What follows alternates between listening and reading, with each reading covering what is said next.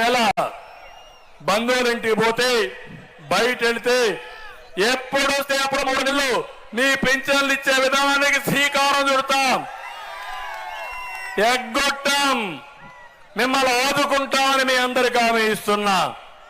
ఇంకో పక్క బీసీలకు 50 సంవత్సరాలకి పింఛన్ ఇచ్చే కార్యక్రమానికి కూడా శ్రీకారం చుడతాం. వాలంటీర్ వ్యవస్థ కొనసాగిస్తాం. కానీ రాజకీయాలు చేస్తే మాత్రం వదిలిపెట్టాం.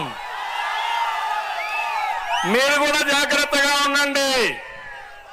మంచి వాళ్ళని కొనసాగిద్దాం. జగన్మోహన్ రెడ్డితో కలిసి రాజకీయం చేస్తే మనం వదిలిపెట్టే సమస్య లేదు. అవునా కాదా? అవసరమైతే వాళ్ళు కూడా బాగా చదువుకుని ఉన్నారు. అలాంటి వాళ్ళని స్కిల్ డెవలప్మెంట్ చేసి 5,000 జీతం తీసుకున్న వాళ్ళని 50,000 వరకు 1,00,000 వరకు జీతాలు వచ్చేట్టుగా మీ క్యారియర్ బిల్డప్ చేయడం మా బాధ్యత. అది చేస్తామని కూడా హామీ ఇస్తున్నా. అన్ని కార్యక్రమాలు కొనసాగిస్తాం. మీకు న్యాయం చేస్తాం.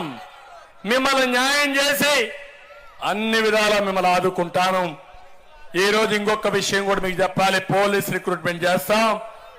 ఒకటి కాదు, ఎక్కడ ఖాళీలు ఉన్నాయో అన్ని ఖాళీలు రిక్రూట్ చేసి మా యువతకు ఉద్యోగాలు ఇచ్చి మిమ్మల్ని ప్రోత్సహించే బాధ్యత మాది. అన్ని వర్గాలు కూడా న్యాయం చేస్తాం.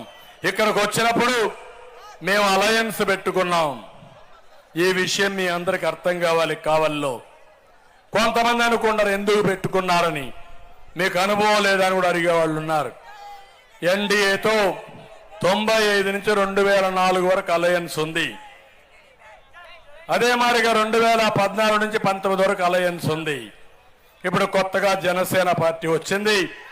అదే మాదిరిగా 2014లో జనసేన పోటీ చేయకుండా ఎన్డీఏ గెలవాలని ఆశీర్వదించిన పార్టీ. ప్రభుత్వ వ్యతిరేక ఓటు చీలకూడదు, ఈ రాష్ట్రాన్ని వైఎస్ఆర్ విముక్తి రాష్ట్రంగా చేయాలనేది జనసేన అభిమతం. ఆయన పేదల కోసం న్యాయం చేయాలని వచ్చిన వ్యక్తి.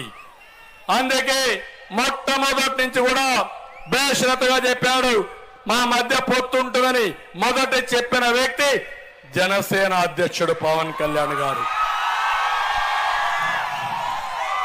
ఇప్పుడు 3 పార్టీలు కలిశాం. మా కోసరం కాదు, మీకోసరం, ప్రజల కోసం. రాష్ట్రం నిలబడాలి, ప్రజలు గెలవాలి, మీ జీవితాలు బాగుపడాలి. రాష్ట్రంలో 12 లక్షల కోట్ల అప్పు చేసి వ్యవస్థలు నాశనం చేసి రేపు నేను కానీ ఎవరైనా సరే మేము ముఖ్యమంత్రి అయితే కనీసం ఏమీ చేయలేని దోచిన పరిస్థితి ఉంటే చాలా సమస్యలు వస్తాయి. అందుకే మేము అందరం కలిసి ఈరోజు మేమందరం కూడా ఒక జట్టుగా కలిసి మీ ముందరకు వచ్చాం.